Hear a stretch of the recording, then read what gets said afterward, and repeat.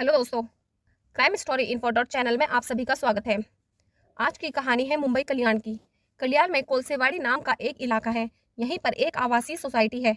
इस सोसाइटी में मनीष नागदे नामक एक हार्डवेयर इंजीनियर अपने परिवार के साथ रहते हैं। मनीष घाटकोपर के आईटी कंपनी में हार्डवेयर इंजीनियर थे। उनके परिवार में पत्नी संगीता, 9 साल की बेटी श्वेता और 18 महीने का बेटा श्रेयस रह रहे थे। और साथ में संगीता की मां उषा लांगडे भी परिवार के साथ रहती थी। 15 जुलाई 2011 की सुबह लगभग 10:30 बजे का वक्त था। मनीष तैयार होकर ऑफिस चले गए। संगीता को भी उस दिन एक कंपनी में इंटरव्यू देने के लिए जाना था, तो कुछ देर बाद वो घर से निकल गई। 9 साल की श्वेता और 18 महीने के श्रेयस के साथ श्वेता की नानी उषा लांगड़े भी घर पर रहीं। जब मनीष और संगीता घर से निकले तो सब कुछ सामान्य था। घर के बाहर पानी लाने के लिए उन्हें थोड़ी मेहनत करनी पड़ती थी, लेकिन वह रोज का काम था। थोड़ी देर बाद संगीता की मां उषा पड़ोसियों के साथ पानी भरने के लिए नीचे चली गई और श्वेता भी बच्चों के साथ खेलने चली गई। अब श्रेयस घर पर अकेला था। इस बीच 18 महीने के श्रेयस घर पर अकेला रह गया। जब श्वेता खेल कर वापस लौटी तो उसने देखा कि श्रेयस घर पर नहीं है। श्वेता की चिंता बढ़ने लगी। उसने चारों तरफ देखा, श्रेयस कहीं नहीं था। उसने आवाज देकर नानी को बुलाया और श्रेयस की तलाश होने लगी। सभी लोग इधर उधर दौड़ने लगे। आसपास के लोगों को पता चला तो हड़कंप मच गया। पड़ोसी और परिवार के सदस्य श्रेयस की तलाश में जुट गए। हर जगह ढूंढा गया, लेकिन कोई पता नहीं चला। संगीता और मनीष के वापस लौटने तक माहौल बेहद तनावपूर्ण था। उसका बेटा लापता है। उषा ने तुरंत पुलिस को सूचित किया। मामला एक मासूम की गुमशुदगी का था, इसलिए पुलिस ने तुरंत टीम बनाई और उसकी तलाश शुरू कर दी। ये 2011 का वक्त था, जब सोसाइटी में सीसीटीवी कैमरे नहीं हुआ करते थे, लेकिन पुलिस को पूछताछ के जरिए इस केस को सुलझाना था। पुलिस ने सोसाइटी के सभी निवासियों की पूछताछ की। उन्होंने हर कमरे, पार्क और आसपास के क्षेत्रों की भी खोजबीन की। पड़ोसियों ने बताया कि उन्होंने कुछ समय पहले श्रेयस को खेलते देखा था, लेकिन उसके बाद वह गायब हो गया। श्वेता ने बताया कि उसने घर में कुछ देर पहले श्रेयस को देखा था और फिर उसे महसूस हुआ कि वह अकेला है। पुलिस ने इस जानकारी के आधार पर सोसाइटी के आसपास के इलाकों में और गहराई से खोज शुरू की। सबसे पहले सोसाइटी के निवासियों से पूछताछ की गई, लेकिन किसी से कोई ठोस सुराग नहीं मिला। तनाव और चिंता के बीच नंदिनी नाम की एक पड़ोसी ने पुलिस को एक महत्वपूर्ण जानकारी दी। उसने बताया कि करीब 6 महीने पहले एक तांत्रिक सोसाइटी में आया था और कुछ दिन पहले ही उसने फिर उसे घूमते हुए देखा। पुलिस को लगा कि यह तंत्र मंत्र के लिए की गई किडनैपिंग का मामला है। इस सूचना के बाद पुलिस ने आसपास की सोसाइटी, दुकानों, मार्केट और ठेले वालों से पूछताछ की, लेकिन तांत्रिक के बारे में किसी ने कुछ नहीं सुना कि क्या वह सच कह रही है या मामले में कोई और मोड़ है। हर पहलू की जांच की गई, लेकिन नंदिनी अपने बयान पर कायम रही। एक दिन बीत जाने के बाद पुलिस को कई जानकारी मिली कि नंदिनी अपने घर से एक बड़ा बैग लेकर निकली है। यह सुनकर पुलिस का शक और मजबूत हो गया, लेकिन बिना किसी ठोस सबूत के नंदिनी को हिरासत में लेना मुश्किल था। पुलिस ने एक चाल चली। उन्होंने श्रेयस की मां संगीता को नंदिनी को फोन करने के लिए कहा, ताकि किसी काम के बहाने उससे ये पूछा जा सके कि वह इस वक्त कहाँ है। जब संगीता ने फोन किया तो नंदिनी ने बताया कि उसकी एक सहेली को बैग की जरूरत थी, इसलिए वह उसे देने उसके घर जा रही है। पुलिस को नंदिनी की बातों पर भरोसा नहीं हुआ। एक पुलिस वाले को उसके बताए पते पर भेजने के निर्णय लिया गया। नंदिनी की गतिविधियों पर नजर रखने के लिए यह आवश्यक था।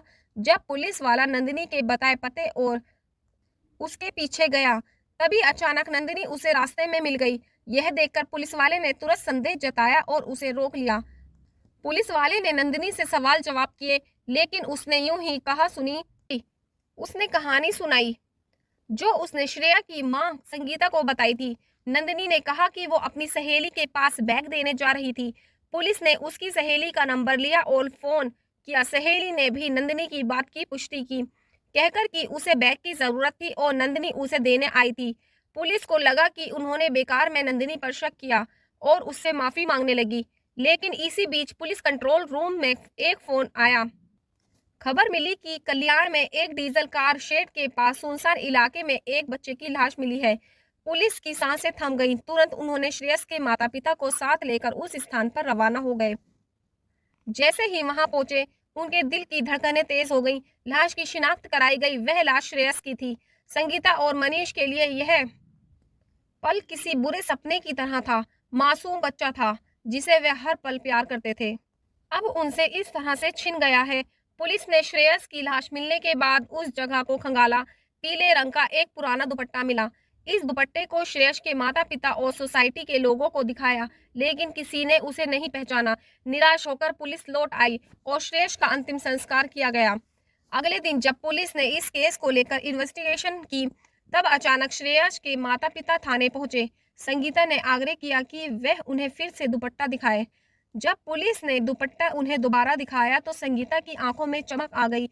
उसने बताया कि कुछ महीने पहले उसने नंदिनी के पास ऐसा ही दुपट्टा देखा था। पुलिस का शक नंदिनी पर और गहरा हो गया। उसने तुरंत सर्च वारंट निकाला और नंदिनी के घर की तलाशी के लिए पहुंच गए। जैसे ही पुलिस ने नंदिनी के घर की ओर कदम बढ़ाया, सबकी सांसें थम गईं।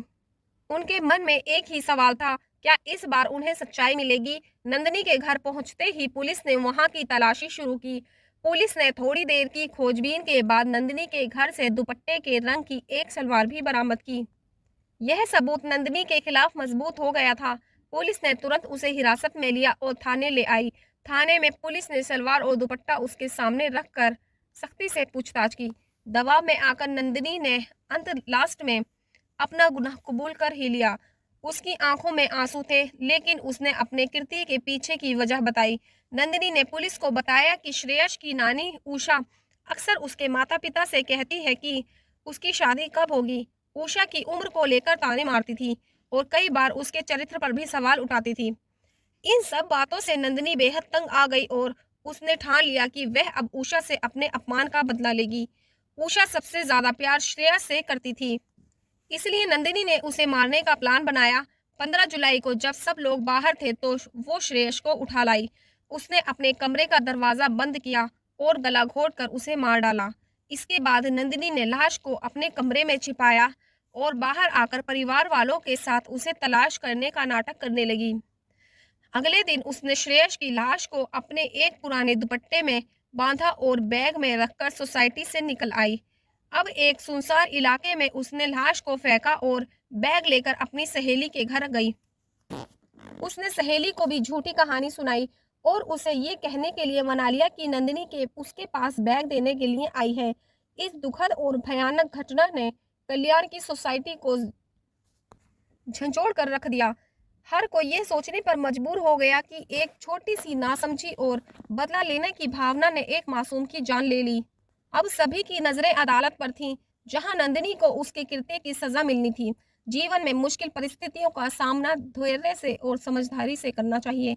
अपमान या कड़वाहट का बदला लेने की बजाय सही मौका चुनना चाहिए। क्रोध और बदले की भावना अक्सर हमें गलत राह पर ले जाती है।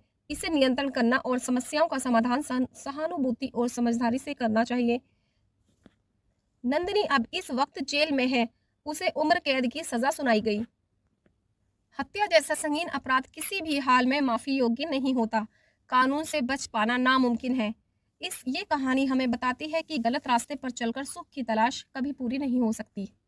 चलिए मिलते हैं अब ऐसी ही अगली सच्ची कहानी में। तब तक के लिए सुरक्षित रहें, सतर्क रहें और ध्यान रखें किसी भी संदिग्ध स्थिति में सही कदम उठाना कितना जरूरी है। धन्यवाद।